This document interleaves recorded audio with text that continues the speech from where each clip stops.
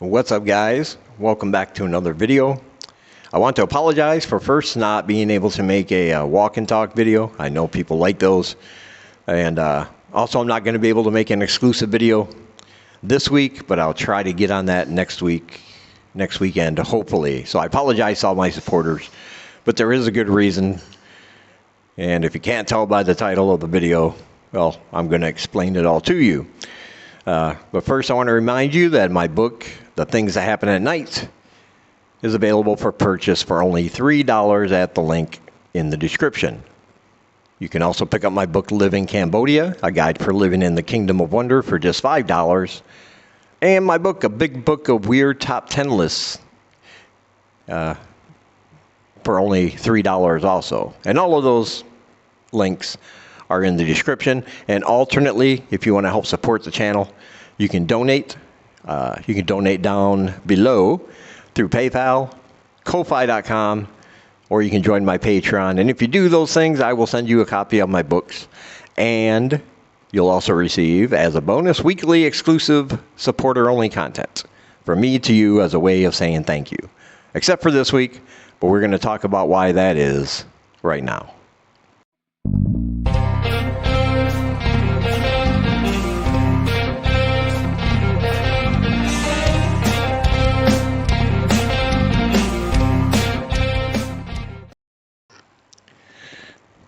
All right, so as the title says, that is not a clickbait title. 2 days ago, as I was walking, I was struck by a moving truck. And I'm in a lot of pain, so obviously I'm not going to be able to walk around. It happened, if you've been to Siem Reap, you know where the Burger King is. I was on the opposite side of Burger King on that main road, headed toward Highway 6. They put a really nice traffic light up there, and they had the crosswalk lights and everything. And I was waiting, and when the cross light signal turned green, I proceeded to walk on the crosswalk. To get across, a truck coming from the opposite direction decided to accelerate and turn at the same time, trying to avoid the traffic going forward so he didn't have to wait, I guess. He didn't see me, at least he said, and I don't think he did. I'm not saying he was trying to run me down, but I obviously didn't see him, and the next thing I know, I'm laying on the ground. My flip-flops are off, my backpack's not on my back anymore, even though I landed on it, I guess. But and yeah, I got hit by a truck. I had all these faces around me. I remember looking up and just seeing all these people I didn't know. And I didn't lose consciousness. I didn't hit my head at all, luckily. And I got hit on the left-hand side of my body, so it wasn't me facing the front, which is good.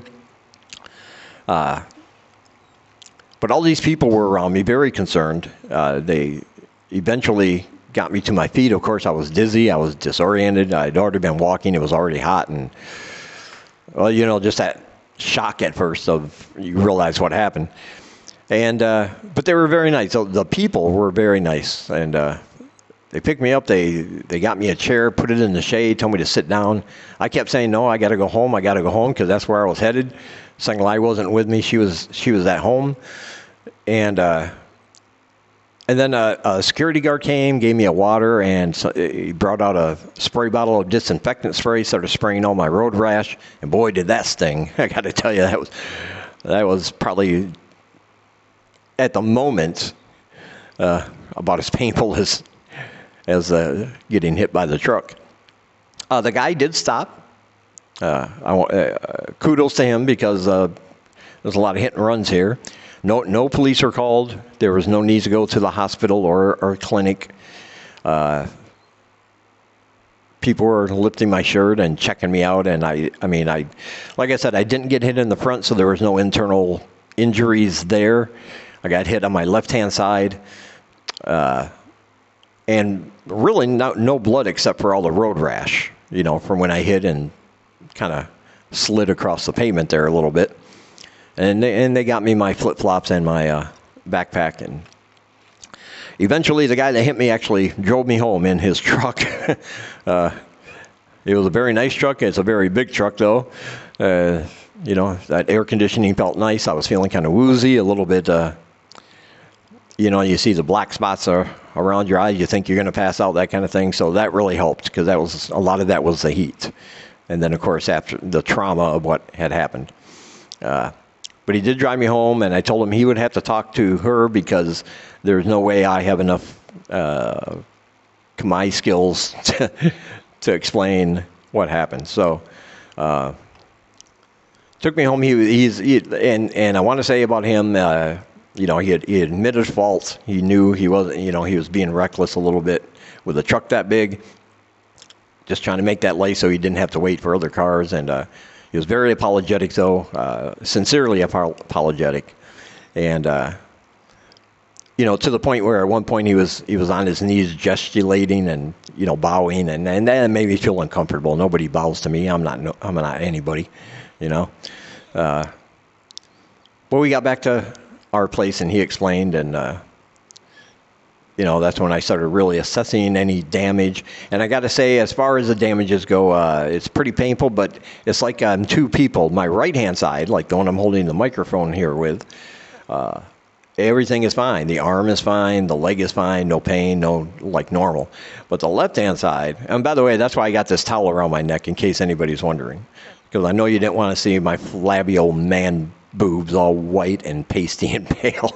But there's no way I can put a shirt on, because my left-hand side is from my shoulder down to my elbow is swollen and bruised and sore and stiff, and my knee down to my foot is the same way. And that's where all the road rash is, on the side of my legs and elbow and arm on my left-hand side, from where the impact was, and probably from the road rash when I hit. But yeah, it makes, I'm not a complainer, but it does make things difficult not being able to use this arm much. I do have a makeshift sling they made for me, but I couldn't put it on with this towel over me. But very limited movement in my arm, because my shoulder just screams in pain, if I extend it so far. And my swollen knee gives me mainly it's when I sleep. When I try to sleep and roll over, it takes a lot of effort, because obviously my body's protesting. That left-hand side of my body is just protesting everything I'm trying to do. So yeah, but that's why I was going to make a video on Saturday, as a matter of fact, where I came back from. I was going to come back home, and then go to a book fair that was happening at Wat Dem Neck. I wanted to see if they had any horror books or anything. They have a lot of books in English that they're getting from overseas and then selling them here. I wanted to see if they had any in my genre of choice. And I was going to make a video of that, but, turned out that wasn't in the works. But that's also why I haven't been I wasn't able to make a walk and talk video also, or get my supporter-only video out this week. Luckily, Kelly and Luke, they were kind enough to show me some compassion. Luke brought me some pain pills. I don't know what they are, but he says they're like Tylenol 3, just a little stronger, and I would have to agree with that. I took a couple last night before bed, and it helped me sleep better throughout the night. But yeah. But that's why. I just wanted to let you guys know that's why I'm making this video, just to keep you in the loop, let you know what's happening. And I don't know when my next walk and talk video is going to be, but hopefully in a few days. I'm older, so it's going to take a lot longer to heal now. When you get older, parts of your body get stiff you don't want to, and then the parts you want to get stiff don't work without a blue pill, you know what I mean? Yeah. Talking about a penis. But one thing I do want to say on a positive, because I always believe in being positive, even if you get hit by a truck. And that is, like I said, the gentleman was very nice. He was very apologetic. I did forgive him. I wasn't sure at first. But when I realized there was going to be no too much major damage there, I did forgive him. And the people were very, very lovely. I mean, they immediately rushed over to my side when I was laying in the middle of that busy intersection, and they treated me like one of their own. That was a little touching. You know, I thought they might look at me and go, that barang, that foreigner, it's not our problem, not his country, not our people. But I guess I'm just thinking about the way people would react back home. But they didn't. They were very, very nice and accommodating, and I'll always appreciate that. So I wanted to leave you guys on that positive note. All right, be sure to check out all my links down below. Like I said, if you really want to help an old man out, donate. Got PayPal, Ko-Fi.com. And like I said, I'll send you copies of my book, and except this week, weekly exclusive videos. And if you just want to purchase my book separately, all those links are down below. There are other channels vlogging from this part of the world. Check all those out. They are down below. Very good channels, very informative channels.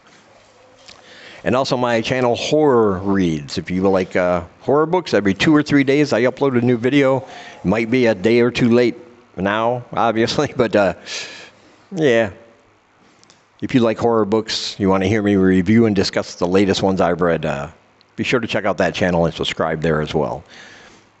All right. Thank you, guys. Don't forget to like and subscribe if you have not. And I will talk to you in the next one.